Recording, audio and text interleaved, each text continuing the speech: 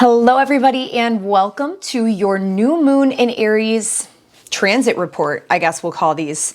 So as I promised throughout the month, all of the important transits, including the new and full moon, as well as anything else that's super important that can really help to show us the way on our path, I will be bringing to you via these little mini videos. So they're not going to be super long. We just want to highlight some important topics that these might bring up for people and give you guys kind of a lowdown as we progress through the month in real time.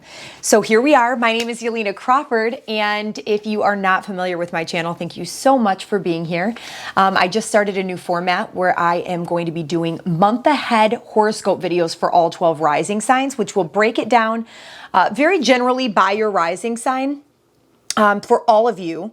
And if you're interested in seeing those videos, they are already posted as of a couple days ago. And I'm very excited to be able to offer that to you guys now. So they are pretty long too. They're about 28 to 30 minutes each. So it's a pretty detailed breakdown of what you can expect in the month ahead. And then I wanted to just break down the transits, like I said, as we go along, which is going to be much more general and more of an objective perspective rather than the subjective look that we're going to be doing in those horoscopes. So if you are a returning subscriber, again, thank you guys so much. And I'm really excited to kind of see how this new format unfolds. Yay. And as always, please add me on Instagram, because on Instagram, I'm going to be doing a daily rundown of the astrology. So if you want to follow even more in depth on the transits, I'm going to be covering on an even more microcosmic level over there.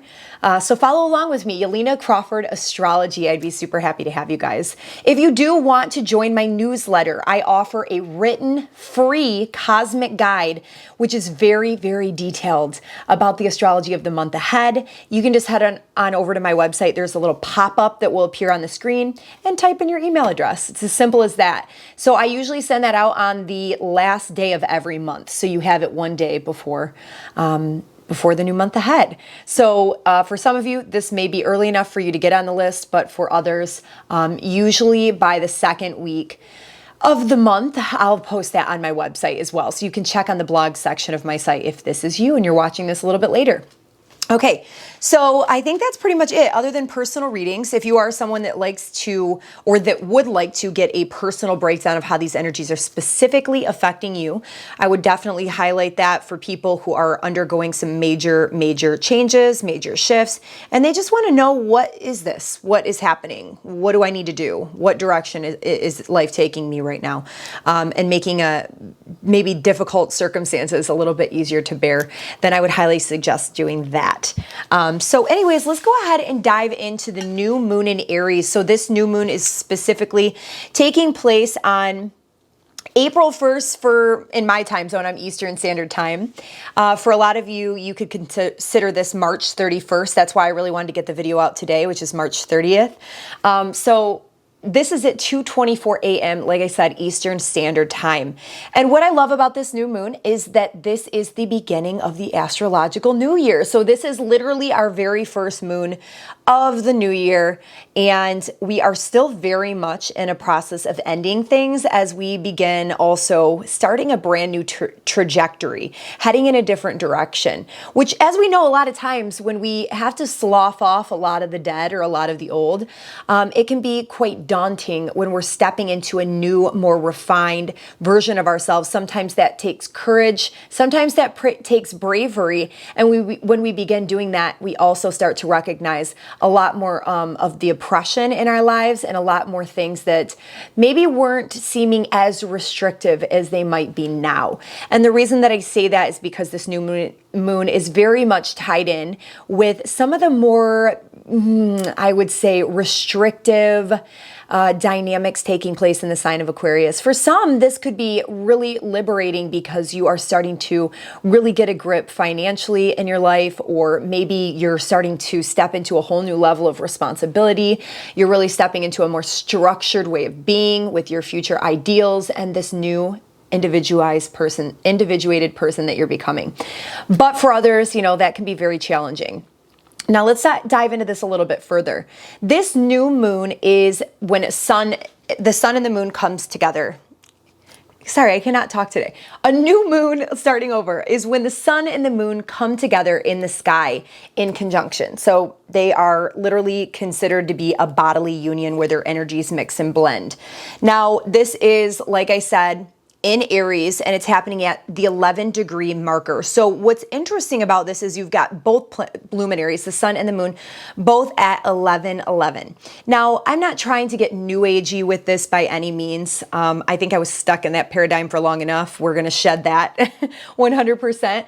But realistically, I am still very much a believer and a user of numerology because I find so much value in it.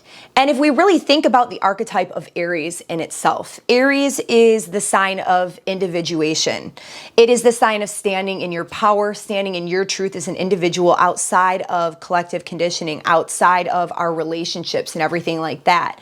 It is a sign of self-awareness, sometimes so much self-awareness that it's almost as if we are so over-focused on ourselves, we are a bit self-centered sometimes. Because this is a sign that's the brand new first sign of the zodiac, which is all about stepping into and becoming a human being, right? A sovereign human being. And this is all about the self. So that is kind of the flavor that this new moon is taking on. And if we're talking about individuality as well as leadership, that is what the number one signifies in numerology. It's all about initiation, leadership, not being afraid to go it your own way, right? And this is specifically happening at a number one vibration 4 different times, 11:11, because the moon is at 11, the sun is at 11.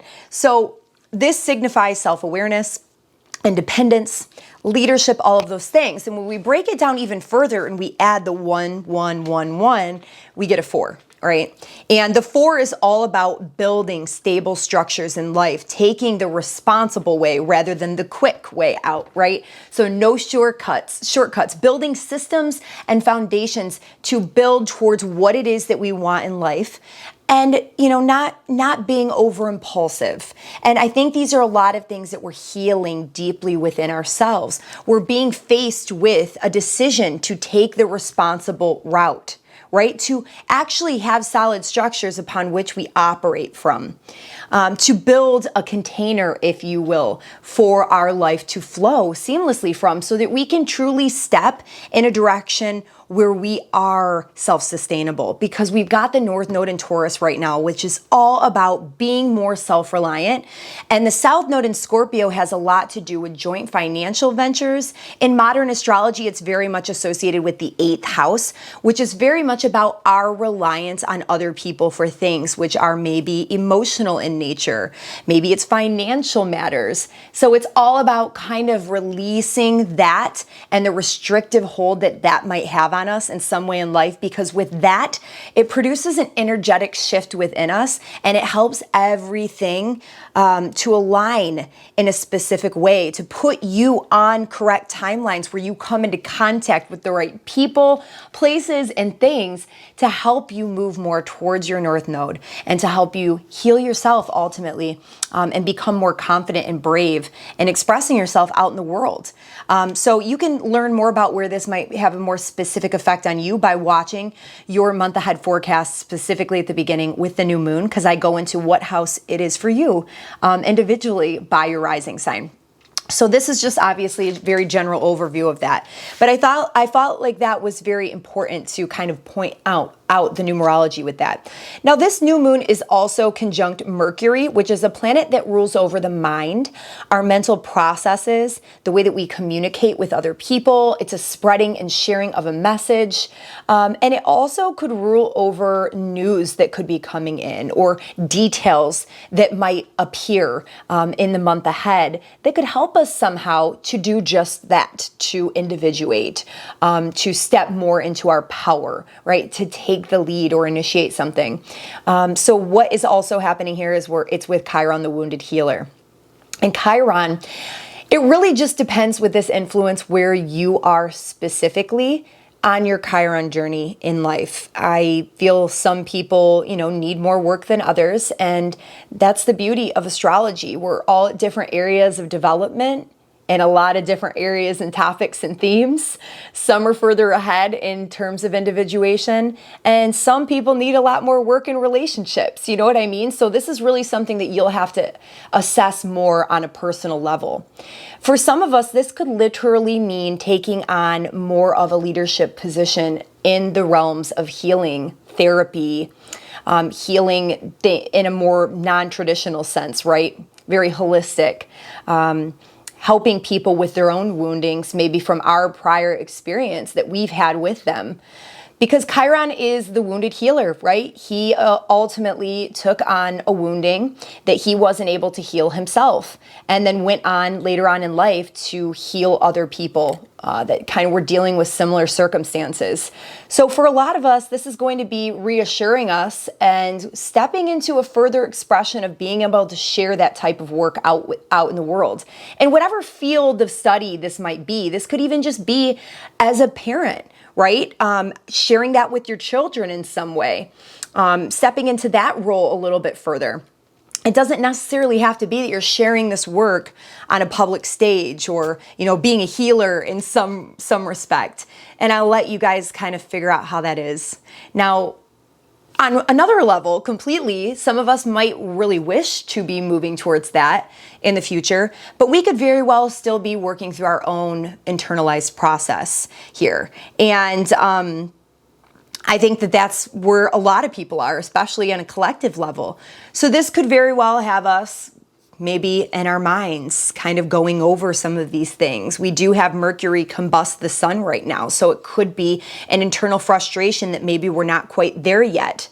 Or like I said, the feeling of oppression that's coming from outer circumstances, whether that be on a collective stage or within our personal lives. And I feel like for a lot of us, it's both, right?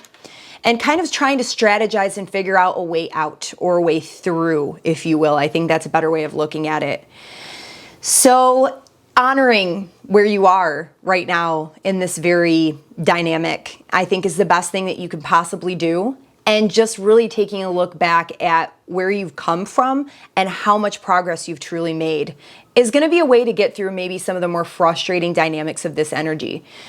Another way that we need to look at this is the dispositor, it's called, of the new moon, which is the ruler of the sign that the new moon or whatever lunation it is takes place in. So since this is in Aries, Aries is ruled by the planet Mars. Mars is a warrior planet, right? It is literally the god of war. It is brave and courageous. It's not afraid to take anything on. Nothing seems to be a feat for Mars. It will just charge its way right into it. If you think of the symbol that's associated with the sign of Aries, it's the ram, charging headfirst into things, sometimes without even really thinking too much about it, because it is so brave and courageous, right? It leans a little bit more on the impulsive side. But a lot of times that really works to its benefit, right? It's bittersweet. It can fall on both ends of the spectrum. So what's happening with Mars right now is Mars is moving towards a conjunction with Saturn. So a lot of us are, trying to individuate out in the world. We're trying to move more towards self-assertion with people, places, and things. We are maybe, for some of us, trying to become entrepreneurs and build something. But a lot of times we want that now. We want to be able to do that now. We feel frustrated if our circumstances are telling us any different. And I think that that's happening for a lot of people right now. They're feeling like they've come across a roadblock. They might feel stuck. They might feel repressed. They might feel restricted in some way that they're not able to move forward in the ways in which they would like to. Or maybe for some that progress is not being reached as quickly as they would have anticipated. And just know that that's exactly where you need to be right now. And there's a lot of Saturnian lessons that are taking place for a lot of us, if not all of us right now. We just had Venus move through the conjunction to Saturn on the 28th through the 30th. Really, this energy was still very present. On the 30th or 29th, I believe it was, Venus broke free from being sandwiched in between Mars and Saturn, which really brought a lot of stress and tension into our financial situations, into our relationships with loved ones, into our relationship on a collective level with, our ideals for the future, what is happening on a world stage, what's happening collectively, and where that fits into the bigger picture of what we want for our lives moving forward. So we could definitely be feeling rather restricted in that sense. Now, Venus broke free from that dynamic, which could have very well opened our eyes to a lot of things. We could be feeling a little bit less tension and stress, maybe just for a couple days, that is, because now Mars is going to be moving into that conjunction with Saturn, which is this stop and go kind of energy. It's wanting to make forward momentum and progress, but feeling like we've hit a wall or we've hit a speed bump, or we have another challenge that we have to work through. Now, Mars does rule over severing and separation of things out of our lives. So maybe we have to make a choice at this point to leave something behind, to let something go, right? Which a lot of times this has to do with setting boundaries with other people, laying the law. You know, in order to get what we want and move forward, we have to take responsibility for our current circumstances and situations. So maybe this is literally with friends for a lot of us, or maybe some groups that we're involved with, or, you know, just having to do with what our future goals and plans are and how other people, places, and things could be maybe getting in the way of that right now. Saturn does rule boundaries. It's a planet that lies between the realm of what we can and can't see with the naked eye in terms of planets and our solar system. And it kind of has that same effect down here in this realm. So where could you maybe enforce some more strict boundaries in your life? Or where might you be making too many boundaries and not opening up enough to newer possibilities, new ideas, new paths, or whatever it might be for you, right? So those are just some things to take into consideration right now. I think Mars could amp up the frustration. It does typically tend to give us a hot head, if you will. And with this new moon happening in the sign of Aries, which also rules the head, I would be very cautious to lose your temper in any situation. If you can take some time away to maybe count to 5, for some of you, take a deep breath, go on a nature walk. Take some time away if you feel extra frustrated. If somebody is pushing your boundaries, then take some needed time away, because I feel like this could be quite a volatile energy for a lot of people, especially as we near that Mars-Saturn conjunction, which won't take place until April 4th. So we're really starting to kind of amp up towards those energies right now. But I do want you to remember that Mars is also our willpower. It's our drive. It's our motivation. It's our ability to truly stand in our power as a warrior in whatever respect that is for you on an individual level. And a lot of these dynamics, because these planets are also moving through squares to the nodes of fate, which is calling us towards, like I said, becoming more self-sufficient, but also really kind of stepping into alignment, not talking the talk, but walking the walk about what we truly value, what moralistic systems we operate from, who and what is kind of out of alignment with that in our lives, and figuring out what needs to be left behind in order for us to move more towards the North Node in Taurus. The South Node in Scorpio, with all of these dynamics, is reminding us of toxic behavioral patterns that we maybe exhibit or that are being exhibited from other people, or being displayed from other people that we maybe always put up with and didn't let go of. It could also be toxic emotional patterns and our tendency to hang on to things past their expiration date when we really need to just let them go. This could create challenges within the body, inflammation. I mean, literally, when we're talking about Mars and Aries energy, I think of like inflammation, boils, like literally styes, like all of those things that could be eye styes, like all of those things that could pop up when we get angry or overly aggressive, or when we've had energy bottled up inside of us for so long of that nature. So just be careful during this whole time frame as well for those things being a possibility. This could also, I've heard friends and everything like that talking about migraines at this time. So just try to find a healthy outlet if you are going through a dynamic that's very challenging, and these energies will nonetheless come up. I'm not trying to say repress the energy by any means, because sometimes anger and aggression can be a huge indication of us not being in alignment with what we truly want or need at this time, or where our future is calling us. And ultimately, these squares that are being made right now with Mars, the ruler of this new moon, and the square that's coming up with it hitting Saturn and squaring the nodes, squares produce the tension and stress that's needed to truly make a change. When we have trines and sextiles in the chart all the time, yes, it's harmonious, it's nice, but we tend to stay stuck in our current circumstances. It can serve its right place, in certain circumstances, but I think where we're moving right now and where our destiny is calling us, this is exactly what the doctor ordered, if you will. So as much as I lend my heart to anyone who is going through a very challenging dynamic right now, because I know that's a lot of people, some more intense than others. And if you're willing to work with the energy of Saturn, which is buckling down, it's getting more serious, it is setting boundaries, it is having a plan for the future that's slow, methodical, planned out, organized. These are all ways that you can work with the Saturn energy, slow and steady, right? Which is also very much affiliated with the Taurus North Node energies and what it's asking of us right now. So yes, this could very well serve to temper that Mars impulsivity. And on a very positive note, for a lot of us, we could just be feeling super disciplined and dedicated right now, motivated and driven to go after what it is we're seeking. If a lot of us have those future goals and plans, and there's nothing standing in our way from plowing right through them. And that's exactly what Mars will be doing in the next couple days. So just take note, this energy is passing. Just like anything, this too shall pass, you guys. So I hope that this at least was serving to give you guys a little bit of a deeper understanding about this energy. And I did want to read to you the Sabian, or not the Sabian symbol, but the inside degree. So the inside degrees are channeled messages for each degree of the zodiac. And I don't always read them because they don't always resonate, but I really do like this because we are at this place where we still have a lot of this energy in Pisces, which is going to amp up. Venus is going to move into Pisces on April 5th.